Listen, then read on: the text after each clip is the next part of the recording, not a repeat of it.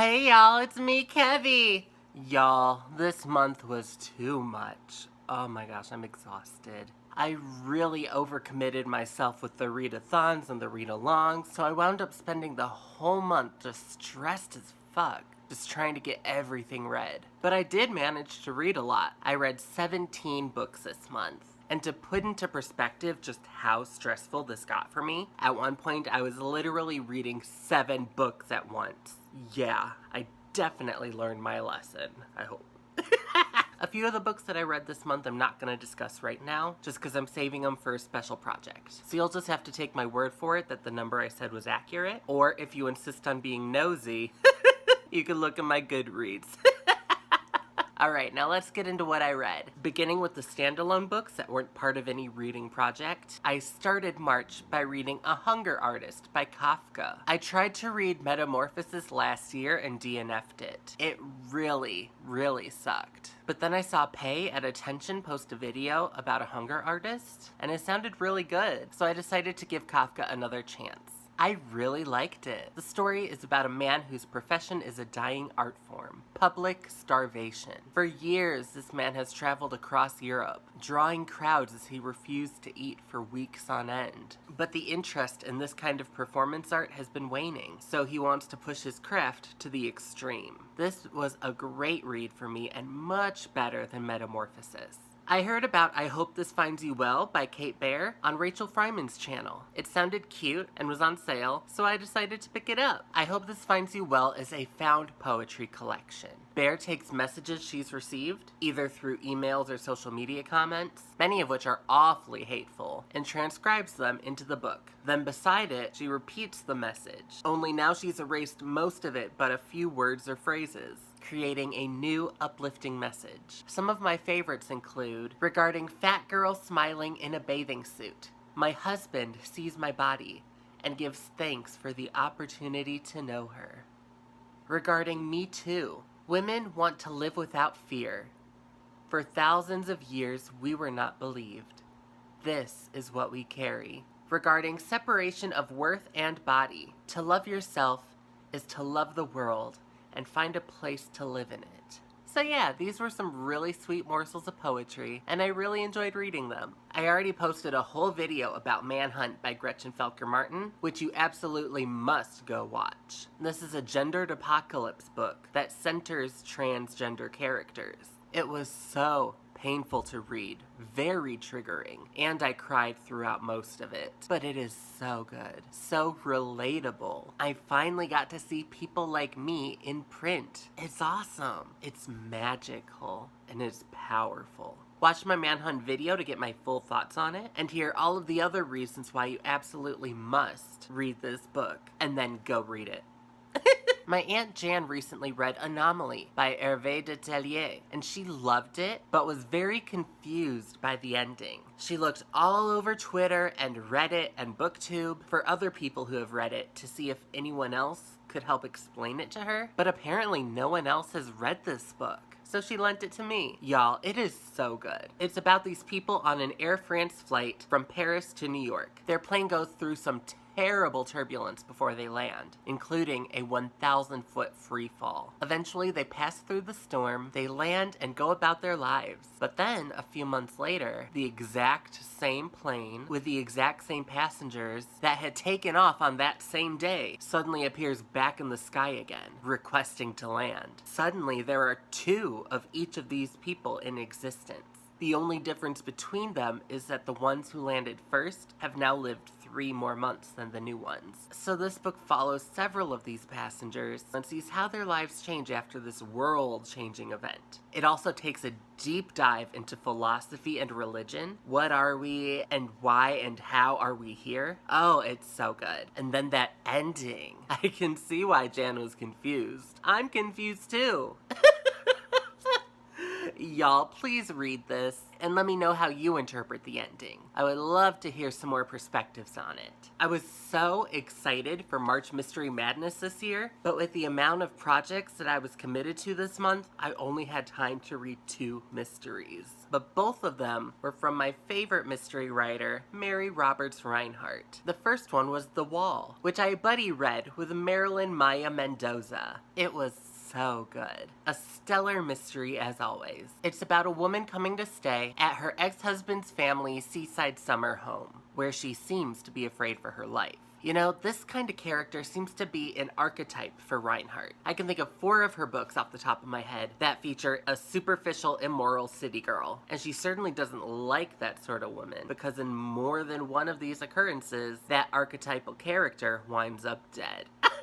The Wall has fantastic atmosphere, and even had some supernatural elements. The bells in the house would randomly ring when no one was around to ring them, and that's a mystery that never gets explained. This book succeeds in all the ways that Rinehart always excels. Great characters, wonderfully immersive setting, build and pacing, always raising the stakes, with just a pinch of humor, and smothered with delightful foreshadowing. I always love when the narrator is speaking to the reader from a time when the crime is over and done with, and she says something like, "I'm sitting here staring at all these clues which are integral to solving this case. I'm holding this clue in my hand. Had I known what it meant at the time, then we could have solved it much sooner and maybe spared the victims of their awful fate." Oh, I love that stuff. Rinehart also has this habit where she titles her books after the most important clue. In this case, it's The Wall. You have no idea which wall it is or when it will appear or become significant, but it really does hold the answer to this whole thing. One thing that really got me was when the narrator was struggling about how much she was struggling financially, and she quips that poverty is relative. Ma'am, you kept servants. You own a big ol' house and a condo in the city. That is not poverty. It reminded me of that Golden Girls scene, where Sophia says how her and her husband were barely scraping by while raising Dorothy and her siblings. And Dorothy's like, "But Ma, we had meat on the table every night." To which Sophia replies, "Well, sometimes I wanted dessert." I really enjoyed this mystery, and it was another that I was able to solve. My ebook didn't have pages, but I made a note that I solved it at 29%. Not bad, but certainly not a record. That would be Miss Pinkerton, which I solved on page 40.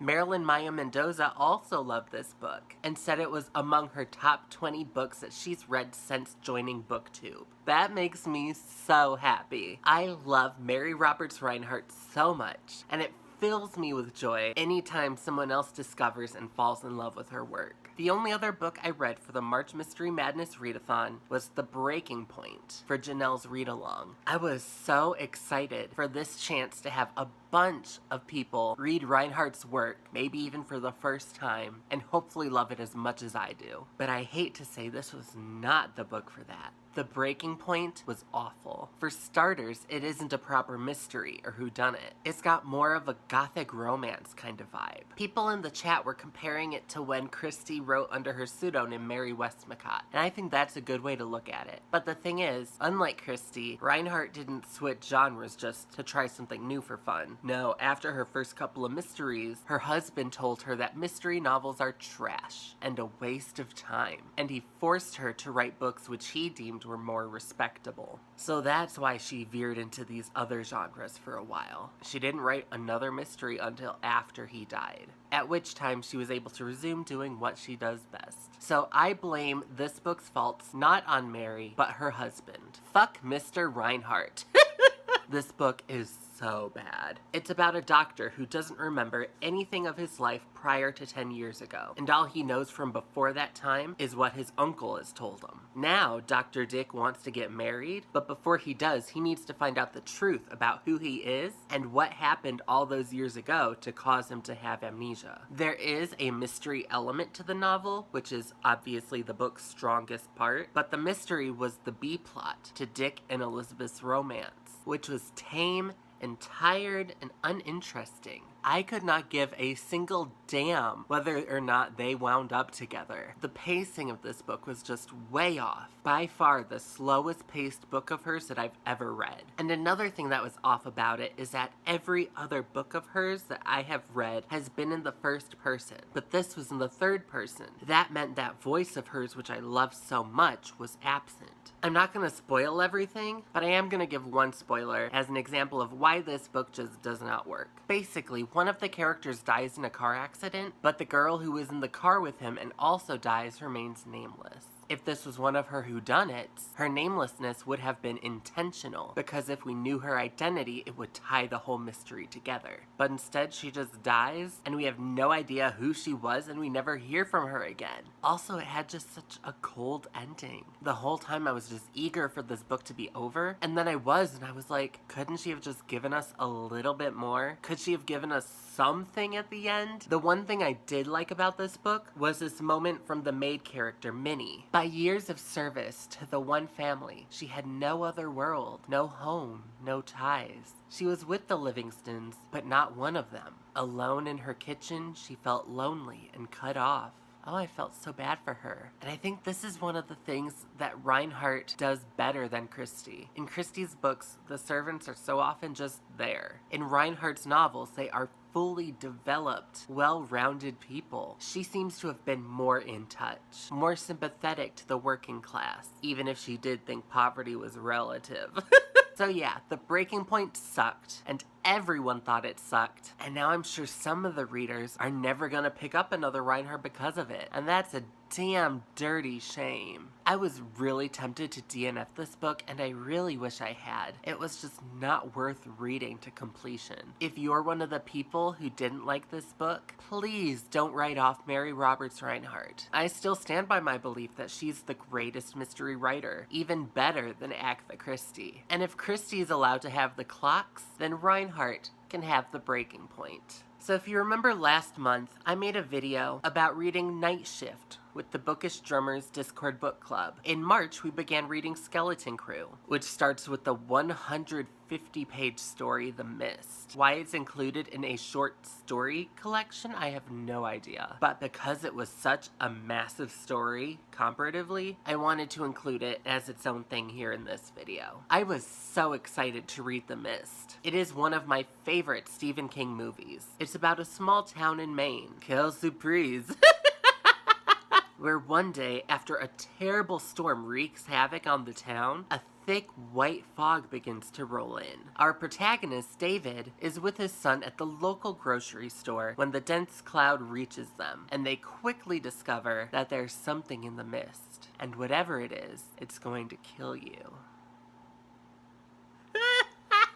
Yes. Oh, I love this story. I'm not usually a fan of cosmic horror, but this was cosmic horror done right. Rather than some big, otherworldly kaiju trampling buildings, whatever's in the mist is just out there, chilling, waiting patiently for you to come outside. It's great. I also love that the focus of this story is on how everyone reacts to this being outside. Some just run right out, either from disbelief or just refusing to be trapped inside. Some bunker down, prepared to sit out the mist until it hopefully goes away. And then some see it as God's punishment, and the only way to appease him is through human sacrifice.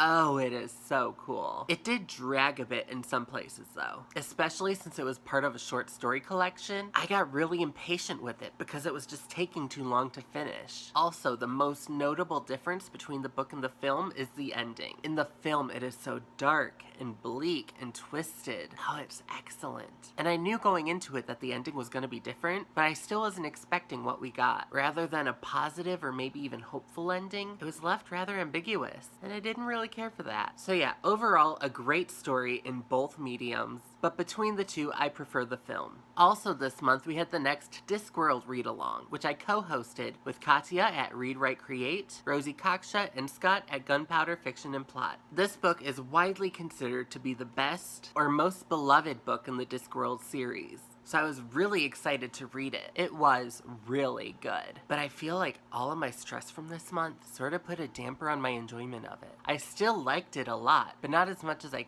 could have. What makes Mort stand out from its predecessors in the Discworld series is that there is a proper plot. It's not just insert characters into fantasy setting and make jokes. The titular character Mort becomes Death's apprentice, and then he makes a choice. This choice then has world-changing repercussions, which Mort then has to face. Oh, it was so funny, and the characters were great. And I cannot wait to read more Discworld. When I heard about the Herstory readathon, I knew I couldn't participate in its full capacity, but I decided I would just pick up one quick, easy book for it. The Herstory readathon was about reading fiction or nonfiction about real historical women, and I really wanted to read something about Ada Lovelace. I've been a big fan of hers since her appearance on Cyberchase, one of my favorite shows as a kid, and I found a graphic novel about her called The Thrilling Adventures of Lovelace and Babbage, and decided to give it a read. First off, this book was not quick, nor was it easy. The comics in this book were so thoroughly researched, so the author has footnotes on every page explaining things, and then endnotes at the end of each chapter to explain them even more thoroughly. For a graphic novel, it's very dense, and there is a lot to read. That said, I really enjoyed it. The first chapter is a proper graphic biography, depicting the lives and friendship of Babbage, the inventor of the computer, and Lovelace, the first computer programmer. This is the part I was most looking forward to, because I didn't know all that much about Ada Lovelace, outside of her animated TV appearance. So I really enjoyed getting to know more about her. And then the rest of the chapters put these two into a fictional universe with lots of silly antics. Those were so great too. My favorites were when they tried to digitize George Eliot's first manuscript, and then when Lovelace went through the looking glass into mathematical wonderland. Oh, it was really fun. I would definitely recommend this book, as long as you know going into it that you're going to be reading a lot about math and computer science. As a way to calm down with some more cozy, comforting reads during this stressful month, I read quite a lot of BL manga. The first was called I'm Looking for Serious Love. It's about a rural guy moving into the city for college and struggling to adapt, and clashing with his next-door neighbor who winds up falling for him. As far as yaoi goes, it was nothing special. It was very formulaic and expected, but that said, it hit that sweet spot and gave me exactly what I was looking for, so I loved it. Next is Chéri, My Destiny. I had just finished Manhunt and really needed a palate cleanser, and boy did this hit the spot. It's about a French chef who owns a sweet shop. When a Japanese sweet store opens up a few doors down from him, he goes to check out the competition and is immediately smitten with the store owner. The two of them bond over each other's desserts and eventually start going out proper. It's so fucking sweet and wholesome, and I love it so much. This has got to be my favorite yaoi that I've read, at least on par with Love Stage. If you want to see some cute gay romance, this one is delightful and wholesome and occasionally explicit. 10 out of 10 would recommend. A perfect 5 out of 7. Any of you know that meme? Now, my third yaoi this month was the Bookshop Goat. I got this as a NetGalley ARC. Normally, I'd save those for a separate video, but in this case, it seemed to better fit in my wrap-up alongside these other BL manga. This was my first time reading an anthropomorphic manga, meaning the characters are humanized animals. So when I say the protagonist is a goat, what I really mean is he's a human with goat ears and horns. Yagi the Bookshop Goat is about a goat named Yagi, who works at a bookstore. This is a novel profession for a goat, because goats are notorious for eating paper, to the point where most bookstores ban goat people from even entering. But one store owner, a wolf named Ukami, takes a chance on Yagi and soon develops feelings for him. I really enjoyed reading this one. Yagi was an adorable protagonist, always anxious about abstaining from nibbling on the books and trying his best to impress his boss. Ukami was an excellent love interest, being mysterious and with a past for Yagi to discover. Ukami has obvious feelings for Yagi from the beginning, and it was amusing to witness how oblivious Yagi was, and how he slowly came to realize that their feelings were mutual. Sexually, it was not nearly as explicit as the other two, although there still was some adult content. Yagi the Bookshop Goat is sweet and funny, and an exemplary representation of the genre. Also, Lori Romer surprised me with another manga as a gift.